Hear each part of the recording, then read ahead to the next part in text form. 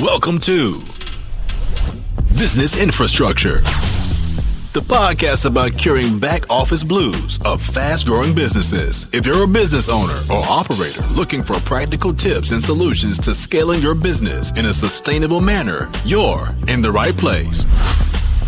Now here's your hostess, Alicia Butler Pierre. Hi there, I'm Alicia, and I'm so glad you can join me today. This 64th episode actually marks the last of Season 5. We've officially celebrated our 1-year anniversary on the podcast. Woohoo! And I have some exciting stats to share with you later in this episode. But back to Season 5. This season, each guest came on and talked about the one thing that we need to know about blank.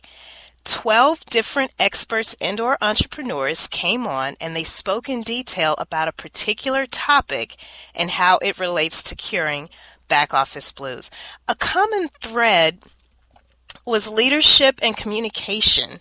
And when I thought about it, I said, that makes sense because both are needed as we guide our teams through growth spurts.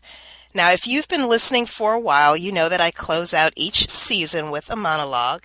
And so today I thought I'd share with you the one thing you need to know about process improvement. And I'm going to say this now, get it out the way. I am suffering with seasonal allergies, so please bear with me. I promise I'll provide some really great content for you this episode. But if I sound a little nasally or my throat is scratchy, it's because I'm dealing with these seasonal allergies. Okay, now back to the topic at hand. Again, I'm going to share with you the one thing you need to know about process improvement. And as I do that, I'm going to reference the different episodes from this season, all of which you can find at businessinfrastructure.tv. If this is your first time listening, let me tell you a little bit more about myself. My career began in chemical engineering many moons ago, where I worked as a process engineer at different oil refineries and chemical plants in Louisiana, which is where I'm originally from. This is actually where my subject matter expertise in processes began. So my expertise in processes began on the manufacturing side. And once I relocated to Atlanta, Georgia back in 2005, hard to believe it's been 14 and a half years, I discovered that Atlanta is landlocked and chemical engineers need to be near water. So I had to find a way to apply those process engineering principles to business. Long story short, I started a company called Equilibria, where the focus is on developing business infrastructure for fast-growing small businesses. Business infrastructure is a system for how you link your people, processes, and tools to ensure growth happens in a profitable and sustainable way. Now, as you listen to that definition of business infrastructure, you heard the word processes. Processes are definitely a major part of that equation. And just to define a process, a broad definition that I like to use is that a process is nothing more than the sequential order of steps to convert an input into an output. So whatever your desired result is, that's your output. And your inputs are, it could be raw materials if we're talking about a physical product. It could actually be other things that you're doing in terms of service if you are actually in a producing a service or providing a service. The one thing that you need to know about process improvement is that it is continuous. It's not a one and done. It's not static. It's very dynamic. And I go through this conversation a lot when I'm talking to people about processes, especially when they tell me that they want to create an operations manual. Just as an example, they think that these operations manuals, once you create them, they just kind of sit on a shelf and then you're done with it. But that's not true, because your processes involve or incorporate the use of other people or leveraging of other people, different types of technologies and tools and equipment. And those things are constantly changing, evolving, upgrading. So it only makes sense that your process would have to change, evolve, and upgrade along with that. as an example, I'm going to talk you through each season of this podcast. We're wrapping up season 5, and I'm going to explain to you how I've made improvements incrementally across each season. Okay, so season 1 of the Business Infrastructure Podcast actually began in June 2018. That's where this whole journey originated. I was just starting out, testing the waters. Someone suggested I do a podcast, and I was like, I don't even know the first thing about putting together a podcast. I was simply a consumer of podcasts, not a producer.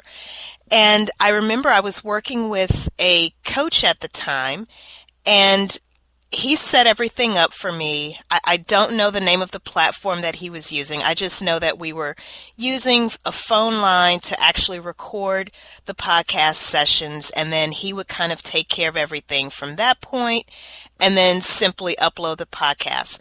I did not have access to the platform that was being used to host the podcast.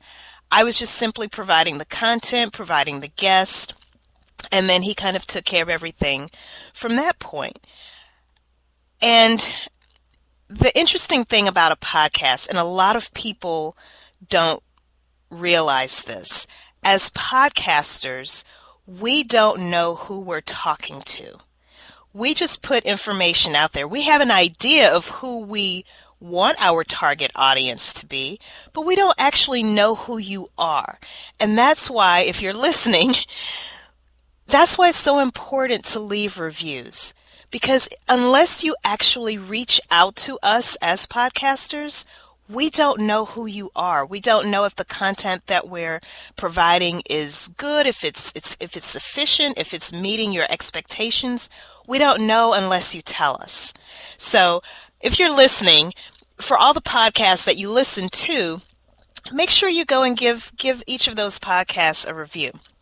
So moving on into season 2, I was actually interviewed on Doug Sandler's podcast. And you may remember Doug from episode 56 because he specifically came on and talked to us about the one thing we need to know about podcasting. Now, what was interesting about me being interviewed on Doug's podcast, I went on his podcast to specifically talk about my book, because my book had just come out. This was around, I think, October, November of 2018. And as a result of the conversation that Doug and I had on his podcast, he said, you know what? I see what you're trying to do with your podcast. And he actually introduced me to even more podcasting tools that I wasn't aware of. And I was able to start improving the actual production process, the way I was actually recording my podcast interviews. Remember, in season 1, I was just using a phone line. But starting forward with season 2, I started using Zoom. And Zoom is free up to, depending on how you're using it. There are more advanced features that you can actually pay for. But he was like, hey, just start using Zoom. And I was already familiar with that tool. And so that's what I started doing. One thing that I always encourage people that I work with when I'm helping them with their processes is to think of your overall process that you're trying to improve, segment it into stages. So as I looked at my overall podcasting process, I realized there were 3 main stages. There's the pre-production, all of the stuff that's taking place to get ready for a particular episode. There's the actual production stage, which is what's taking place during the actual interview. And then there's the post-production stage of the podcasting process. All of the things that are taking place once the interview is over and we're trying to promote it and get it uploaded to different sites and things of that nature. It wasn't until I applied for a podcasting program sponsored by Google that I realized I needed to add even more structure across the board to my overall podcast. So, as a result of filling out that application to participate in that podcast program, I realized I needed to switch platforms. So, remember, I was telling you in season 1, I didn't know what platform it was being distributed on. I just knew that it was being pushed out to Apple Podcasts, Google Play. I knew the distributors of the podcast, but I didn't know what platform was actually hosting my podcast because I had someone who was taking care of all of that for me. So remember in episodes 55 and 63, where I spoke to Des Thornton, and Des spoke very specifically about having high stakes conversations, and Liz Kislick in episode 63 spoke about delivering difficult news. Well, I realized that once my contract was up with this coach that I was working with, I wasn't going to renew the contract because I had absolutely no control over what was going on with my podcast. Again, I was producing the content, and it was very helpful to have someone helping with the editing and all of the other things that needed to take place pre and post production. But not being able to access data when I needed it and being questioned as to why I wanted access to the data. Can you imagine that? It just wasn't working for me. And I didn't realize how much of an issue that was until I started filling out this particular application. So moving on into season 3, I started to add even more definition and structure to the podcast itself. I said, okay, now that I've filled out that Google Podcast program application, I realized I have to be honest and tell you it wasn't intentional in the beginning, but now it definitely is. But my seasons actually kind of align with the 4 seasons of the year. So each season of the podcast consists of 13 episodes, 12 of which are interviews with different subject matter experts, entrepreneurs, and executives. And the last episode of each season is a monologue, kind of like what I'm doing right now. So that was the actual structure moving forward. I was also able to focus more on the post-production part of the process. Started getting really good about how I was promoting the different guests that appear on the podcast. And I worked very closely with Marie Incontrera, and you'll remember Marie from episode 54 because she came on and spoke to us about the one thing we need to know about social media. So Marie and I actually work together. Her company helps me a great deal with the social media and the promotional aspects of promoting each podcast episode. So now that I'm several episodes in at this point in season 3, I was starting to gain my stride. I was finding my voice in the podcasting space. And the way I was able to do that was because at this point, people were actually starting to reach out to me through platforms like LinkedIn or Twitter. Or sometimes people would actually send me an email and say, hey, I heard that episode that you did on blank, and it was really helpful because I'm actually dealing with this situation right now in my company. So the more I started getting feedback like that, I said, aha, okay, now that I know specifically who some of the listeners are, I can tailor the way I speak on the podcast even more. So I loved when Josh Carey in episode 59 of this season came on and talked about the importance of finding your voice. Because once you can find your voice and once you know who you are talking to, oh my gosh, it just opens up so many opportunities for you to become even better at whatever it is that you're trying to do, whether it's a product that you're producing, a service that you are providing or delivering. You can only become better once you've found your voice and you can actually lead your team through those changes. Now going on into season 4. I was starting to get a lot better at the pre-production stage of my podcasting process. And let me explain. This is something that you as a listener have no idea about, but there's this whole thing that I go through in booking the different guests for each season.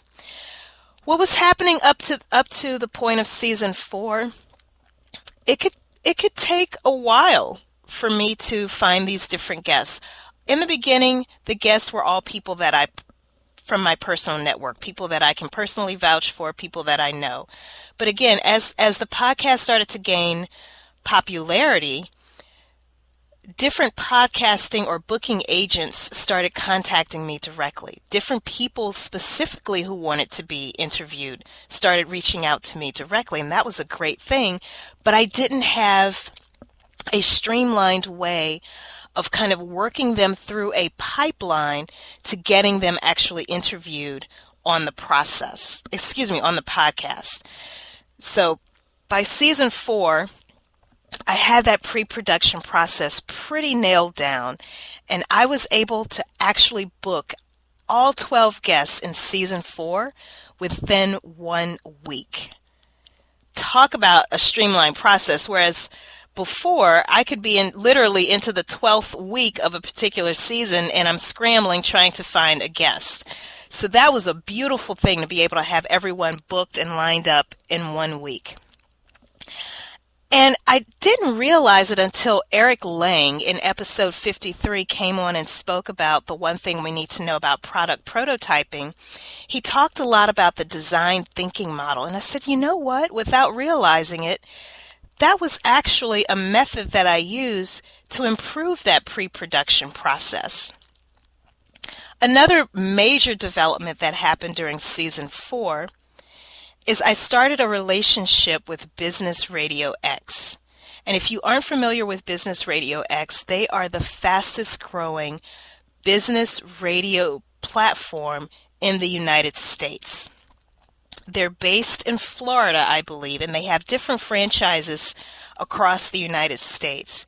Well, once I started my partnership with them, that significantly raised the profile of the podcast, giving us even more exposure. And at that point, I realized again, I needed to switch to yet another podcasting platform. And so now the podcast is officially hosted on Libsyn. So it took me 3 times before I got it right. But that's the beauty of having a small business.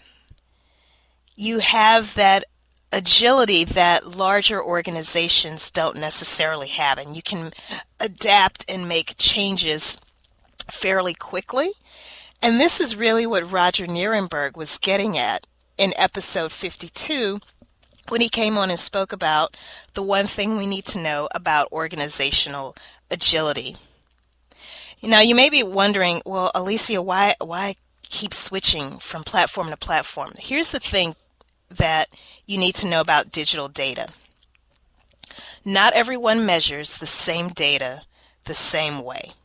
Some platforms will tell you this particular week your podcast was downloaded X number of times. Other platforms will tell you this particular week, this is the number of times your podcast was played. There's a difference between playing an episode and downloading an episode. And you have to get clarity on what number it is you want to report.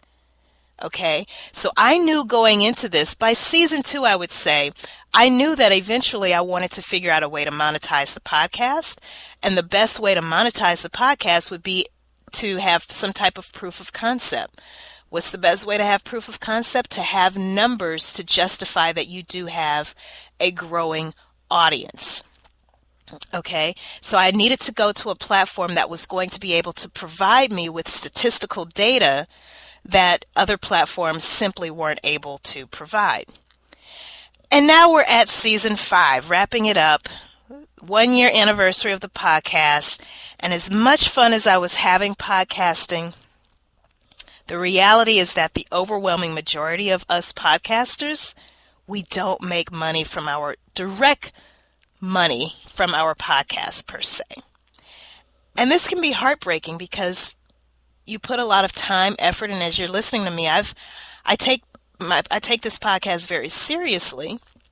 I'm constantly tweaking it, making changes to the process incrementally, season by season.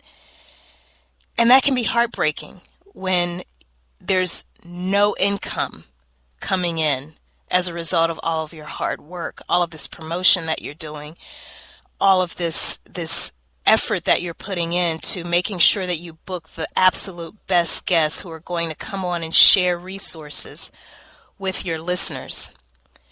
And this, left unchecked, it really can make you very depressed. I'll just be very honest with you, because you enjoy what you're doing, yet you're not making any money.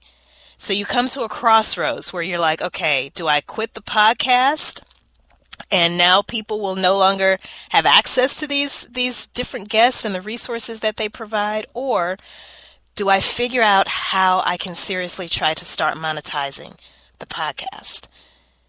And this is kind of what Silky Glob was touching on when she spoke about mental health and entrepreneurship, because mental illness is on the rise, especially amongst entrepreneurs, because we work so hard and we don't always see the fruits of our labor as quickly as we'd like to, if ever, to be honest with you, in some instances. Go back and take a listen at episode 60, because I thought it was so important that topic be discussed, because it's something that we all experience and have maybe different bouts of anxiety, some different levels of depression, but we don't always really talk about that. But it is really important. So now at the end of season 5, we have proof of concept, we have the numbers, we are actively seeking sponsorships. I've been meeting with other people in the podcasting industry, attending different conferences, and it's only going to get better. And you're going to see and experience all of these changes that I've been educating myself on throughout season 5. You're going to start seeing a lot of that being implemented in season 6. And when I say see it, I'm being very literal. You're not going to just hear the changes, you're also going to be able to literally see some of the changes. And that's just a hint. You'll have to wait until season 6 to see what I'm actually talking about. Throughout all of this, I've realized how important it is to stay true to the mission, which is to provide you with access to resources to help you actually navigate fast growth in your company. Doing business with a conscious perspective, doing business consciously and intentionally. So no matter what changes are made, I'm always making sure that it just helps us deliver our promise or maintain our promise to you as the listener. And this is what Corey Blake was talking about when he spoke about the one thing we need to know about conscious capitalism in episode 57. Do business with integrity. No matter how large it gets, you can still maintain those principles. And so now here we are, wrapping up season 5, going into season 6, complete with all kinds of new changes. One of the improvements that I can tell you about is that we will be including some data privacy clauses. I was really psyched and motivated to implement this into the businessinfrastructure.tv website after interviewing Jody Daniels in episode 58. And another change is I'm starting to build a team now. So we have some editors, some graphic designers. We already had the people helping us with promotion. But now that we have proof of concept, we're seeking out these sponsors, we can build a team. And honestly, this is all a part of my legacy building strategy. And this is what both David Shavzin and Deshonda Charles were talking about in episodes 61 and 62, where they spoke about the importance of having an exit plan and an estate plan, respectively. Now that you've heard me give that example of how I use continuous process improvement to improve the podcast, here are some resources that I recommend that you can leverage to streamline processes in your company. Let's talk about it in terms of people, process, and tools. So starting off with people, here's the thing. My first recommendation would automatically be to seek out Lean Six Sigma consultants. But what you will find oftentimes is that people with Lean Six Sigma certification are not likely to work with smaller companies. But all hope is not lost, because there are also technical writers, there are process analysts, there are all kinds of people out there that say they can, and some can actually help you improve your processes.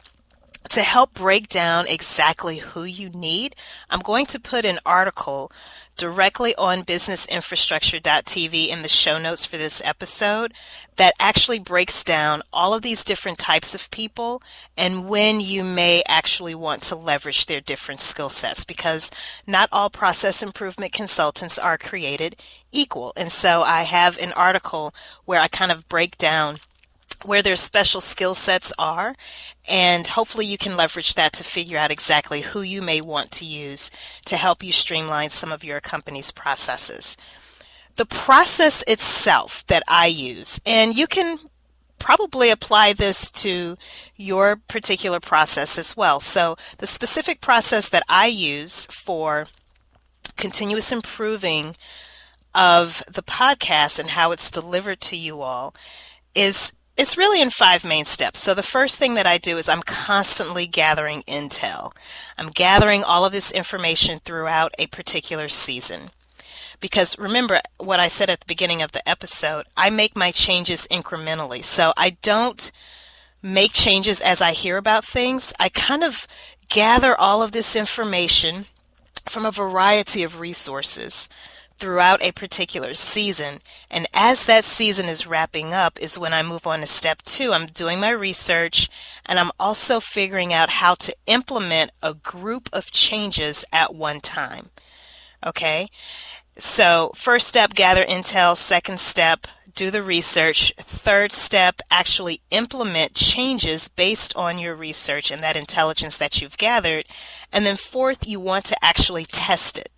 You want to make sure that whatever metric it is you're trying to improve, so in my case, I'm constantly trying to improve the cycle time that it takes to land guests. I'm also trying to improve the way we promote the show. I'm also trying to improve the stats, the downloads, the number of plays. All of those are different metrics that I'm constantly trying to improve. And as I make tweaks to the different stages of the podcasting process, I'm constantly having those metrics in the back of my mind. The 5th step is once you've done that, you've researched, you have implemented, you've tested these changes, now you're constantly tracking it. What improvements can you continue making? So you basically go through that cycle all over again, starting with the gathering of more intelligence. If you want to learn more about how you can actually not only document, but first of all, just identify what processes you may actually need to improve in your company, I highly recommend you get my book. In particular, read Chapter 8, because Chapter 8 is all about processes.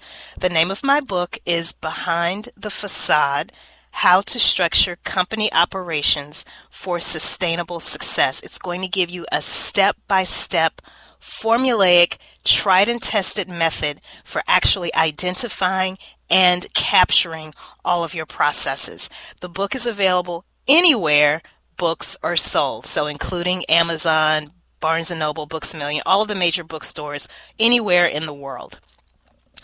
As far as tools that I recommend, the reason I have not rolled out changes as they come is because I'm all about consistency. So if I start an episode in a particular season, and let's say I learn about a new tool that I can start using, I want all of the shows within that particular season to be delivered consistently. So even though I'm constantly gathering this intelligence, I'm doing my research throughout a season, and I'm figuring out how I can improve it, I don't actually make those changes until the next season, because I want every single show to be delivered the same way. And I know that you as a listener can appreciate that, you when you come to this podcast, you know what you're going to get, especially if you're within a particular season. There's another book that I would like to recommend, and it's called The 48 Laws of Power by Robert Greene. I love this book, and there's one particular law that I always tell my clients about, and that is the 45th law. And it basically, I'm probably paraphrasing here, but it basically says, preach the need to change, but never reform all at once. So, again, this is all about making gradual, incremental improvements over an extended period of time, constantly changing, constantly evolving, but not making all of those changes so abruptly to where it's a shock to the system of the people that you are trying to serve. Another tool that I use is meetup.com. This is, I think people underestimate the value in tools like Meetup, because what I have found is a whole large community of other podcasters just using Meetup. I found out about this really large podcasting conference that took place in Orlando, Florida. It's actually called the Podcast Movement Conference. I would not have found out about that had it not been for a Meetup group of podcasters in my community. So go to meetup.com, whatever it is that you're trying to improve, whatever industry that it is that you're in, whatever special interest you may have, you can likely find a group of people through that website who also have the same things that they're trying to address as well. It's a great way to start meeting up with people. Now, if you actually have questions about improving a very specific process, or if you want to work with me directly, I would love to have the opportunity to work with you. There are multiple ways that you can get in touch with me. One way is to follow me on Instagram, Twitter, or LinkedIn. Just look for Alicia Butler Pierre. That's ALICIA. Last name B like boy, UTLER. P like Paul, IE. RRE. You can also request a one-on-one personalized phone consultation with me by going to businessinfrastructure.tv and clicking on the contact form. When you click on contact, you'll actually be routed to a form that you'll fill out, and from there we'll set up a date and time to actually talk. I'm going to have links to all of the information that I referenced in the show notes at businessinfrastructure.tv. While you're there, make sure you pay attention to the home page. If you haven't been to the site before, you'll be able to see all of our stats. As of today, September 22nd, 2019, we have just over 307,000 impressions on this podcast. That is amazing. And when I say impressions, that includes both plays as well as downloads. We've had 64 episodes, 53 guests, and together my guests and I have recommended a combined 369 individual books, articles, websites, professional organizations, videos, as well as other podcasts to assist you in your daily operations. We are sticking true to the mission of this podcast, which that's what it's all about, sharing resources with you. Again, make sure you go to the homepage of businessinfrastructure.tv and you can see all of that information. And by the way, that data in terms of number of resources that are being shared, that's actually updated every week.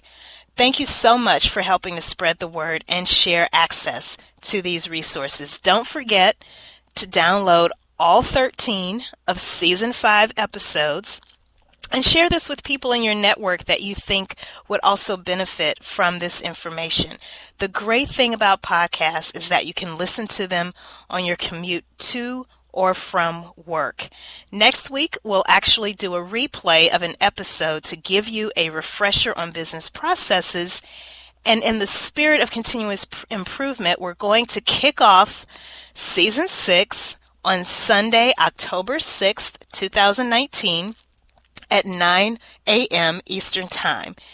This season is going to be all about profitable processes. We're going to have a new batch of guests come on, and they're going to share processes that they've either implemented within their company or for one of their customers that increase profitability. And I promise you, you do not want to miss it, because this will contain even more information that you can leverage to make improvements in your own company's processes. Thank you so much for tuning in. Thank you for being patient with me as I kind of work through my allergies here and trying to get this podcast out to you. Remember, stay focused, be encouraged. This entrepreneurial journey is a marathon and not a sprint. Until the next time. Thank you for listening to Business Infrastructure, the podcast about curing back office blues with Alicia Butler Pierre. If you like what you've heard, do us a favor and subscribe, leave a rating and review, and more importantly, share with your colleagues and team members who could benefit from the information. Join us next week for another episode of Business Infrastructure with Alicia Butler Pierre.